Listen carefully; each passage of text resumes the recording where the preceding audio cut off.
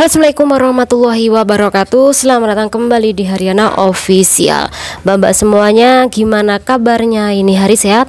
Semoga mbak-mbak semuanya sehat selalu di perantauan, amin. Semoga mbak-mbak semuanya terhindar dari mara bahaya. Semoga dipermudah segala urusan sampean mbak, amin ya robbal alamin. Doa terbaik dari saya pribadi, semoga sampean semuanya sukses selalu di perantauan, amin ya robbal alamin. Sekali lagi nggak akan pernah bosen mengingatkan kepada kawan-kawan semuanya, pada mbak-mbak semuanya ataupun adik-adik yang setahun 2 tahun intinya baru bekerja di negara Hong Kong.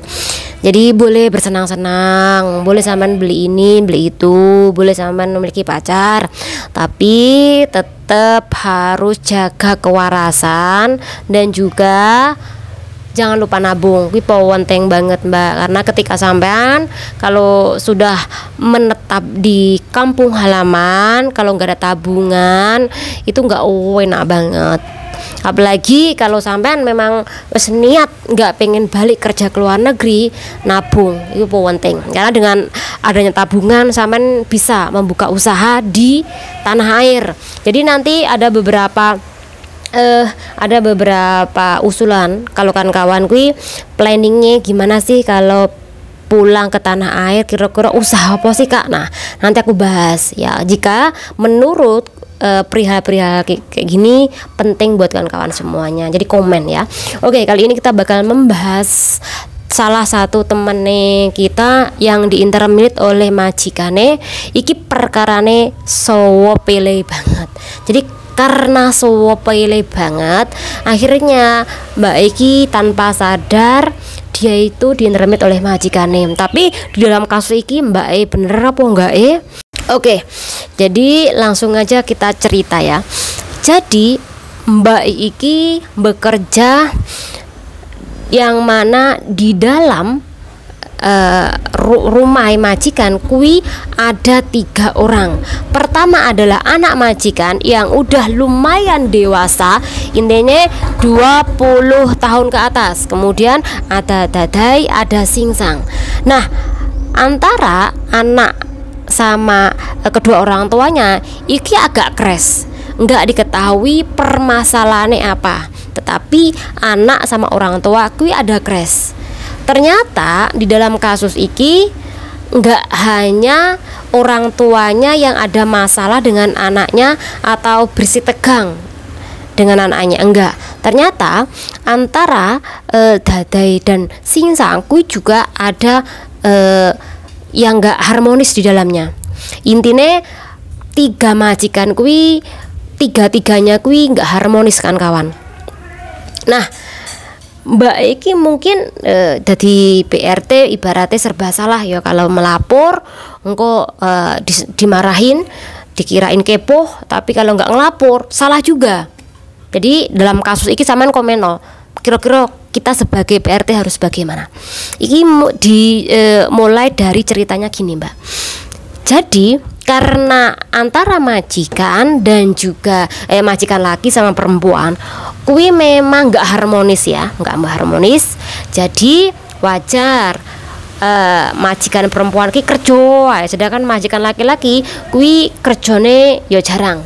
Sehingga ketika dia jarang kerja, membuat si majikan iki yang laki iki memanfaatkan waktu luangnya untuk berpacaran dengan cewek lain. Artinya dia tuh memiliki pacar, tapi bukan PRT Indo atau PL. Intinya adalah sesama sipit juga.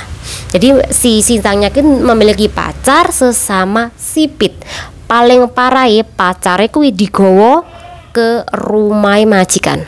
Jadi ketika dibawa ke rumah majikan, pas posisi ini si majikan cewek kuwi kerja, secara otomatis Mbak Eki yang berada di rumah. Jadi Mbak Eki kuwi ngerti aktivitasnya singsange sama cewek itu. Karena Mbak Eki tahu jiwa mungkin bukan kepo ya, menjaga keselamatan dia juga.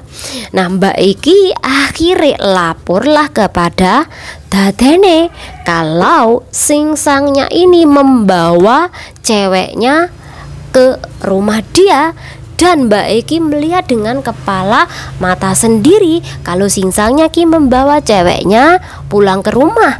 Alhasil karena adanya pemberitahuan dari Cecene, antara majikan laki sama perempuan iki berantem hebat waktu itu. Karena berantem hebat kuwi lah, dan penyebabnya adalah Cecenya, akhirnya majikan laki-laki kuwi langsung menginterminate si Mbak E.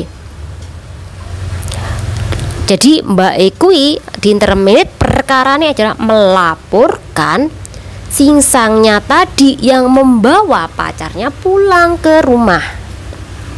Tetapi Mbak E tahu kalau itu nggak baik. Mungkin dia tuh pengen membela sama majikan perempuan, atau mungkin jiwa kepo iki tinggi. Karena jiwa kepo tinggi dan ikut campur, akhirnya Mbak Eki melaporkan majikan laki-laki ke majikan perempuan tadi. Alhasil terjadilah pertengkaran sampai Mbak E diinterminate perkarane ngelaporne perbuatan Singsang. Nah, menurut pandangan kawan-kawan, bagaimana kalau jadi Mbak E ketika sampean ki ngerti majikanmu ki balik pas dadene kuwi kerja, dia iki bawa ceweknya naik ke rumah majikan. Menurutmu bagaimana kawan-kawan? Karena kasus seperti ini memang ada juga yang dimana anak laki-laki ataupun anaknya perempuan kuwi membawa pacarnya pulang ke rumah.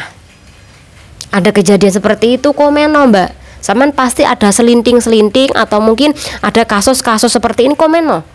Ada di mana anak jagaan Anda sing wis SMP SMA wis ngerti pacaran, bahkan mereka kuwi nggowo pacare dibawa ke rumahnya majikan Anda, kemudian mereka ki masuk ke rumah, pintu dikunci. Jadi nggak tahu apa yang mereka kerjakan, tetapi intine cah pasangan sejoli kuwi mlebu kamar. Entah mereka apa yang mereka lakukan, nggak tahu. Nah, akhirnya kasus iki si Mbak Iku juga melaporkan ke majikane kalau anakmu ki lho nggawa pacare tadi ke rumah, terus mereka berdua ke kamar lo. Karena ada omongan dari Cece, akhirnya majikan Dade Singsang langsung memarahi anaknya. Tapi apakah anaknya kuwi marah sama Cecenya lalu mengadu apa-apa macam-macam, lalu majikane laki perempuan kuwi menginterminate? Enggak Mbak, ada yang enggak melaporkan, ada yang enggak sampai menginterminate, malah bagus memberitahu ke kedua orang tuanya kalau anaknya kuwi bawa pacarnya naik ke atas. Tetapi beda lagi sama ini, Singsangnya bawa pacarnya naik ke atas, dilapornya malah Mbak diinterminate. Jadi Mbak juga susah kalau terjadi apa-apa di rumah majikannya, contoh barangnya majikan perempuan hilang, atau mungkin ada terjadinya perang dunia kedua antara majikan laki dan perempuan, ketika tiba-tiba majikan perempuan kui pulang, terus siapa yang disalahkan? Mbak E juga, Mbak E disalahkan. Kenapa kamu nggak melaporkan? Ini kalaupun melaporkan tetap malah diinterminate. Jadi sebagai PRT kita tuh bingung harus bagaimana di dalam kondisi-kondisi seperti ini.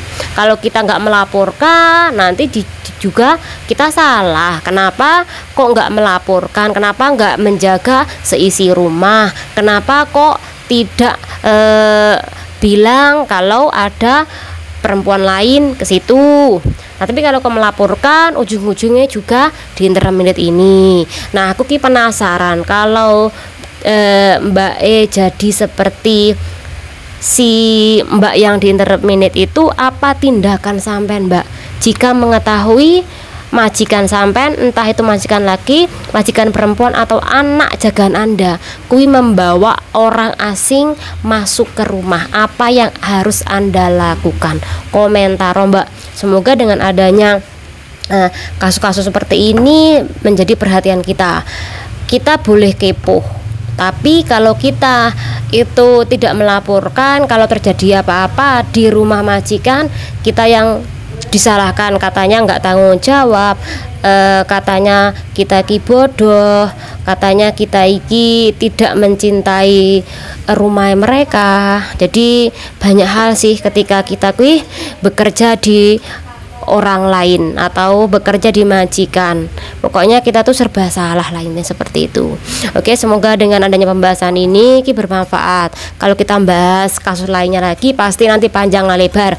Aku pengen takon rek, kemarin minggu Om Jaya ki berkunjung ke negara Hong Kong, kira-kira kawan-kawan semuanya ngefan apa enggak, kira-kira kawan-kawan nyawer apa enggak, karena aku lihat di TikTok kalau Mas Jaya itu mengumpulkan uang lebih dari 4.000-an, jadi sebesar 8 jutaan rupiah itu dari saweran kawan-kawan pekerja migran Indonesia yang kerja di negara Hong Kong. Terus ada juga kasih hadiah-hadiah yang macam-macam juga, kayak topi, kemudian parfum dan LLL. Intinya apakah kawan-kawan kemarin nyawer atau bagaimana?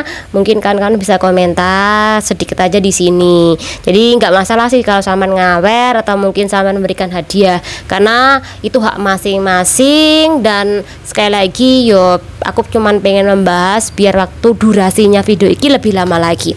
Oke, semoga bermanfaat. Channel diri. Wassalamualaikum warahmatullahi wabarakatuh. Bye.